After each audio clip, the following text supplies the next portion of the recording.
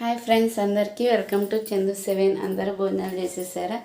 ఈరోజు అయితే మీకు ఒక మంచి టిప్ చెప్పాలనుకుంటున్నానండి. అదేమిటంటే, ఇప్పుడు మామూలుగా చికెను, మటను అలాగే వేరే ఏమైనా ఐటమ్స్ తిన్నప్పుడు కొంతమందికి ఒంట్లో బాగలేకోకుండా అవ్వడం, బేదులు అవ్వడం అలాంటివి అవుతుంటాయి. అది ఎందువల్ల అంటే ఆ చికెన్కి దృష్టి తగిలింటుందంటండి. ఇది మా అమ్మ ఎప్పుడూ చేసేదే, కానీ ఈరోజు మీతో అది షేర్ చేస్తున్నాను. నేను మా అమ్మ చేసేదాన్ని నేను కూడా పాటిస్తాను కదండి. అమ్మ చేసేది కూతురు పాటిస్తారు కదా, అందుకనే ఈరోజు కూడా నేను అది షేర్ చేస్తున్నాను. ఇప్పుడైతే చికెన్ చేశానండి. చికెను ఇంకా ఇవైతే ఆవాలు. నేను ఎప్పుడైనా చికెన్ చేయని ఫస్ట్ ఈ చికెన్కి దృష్టి తీస్తానండి.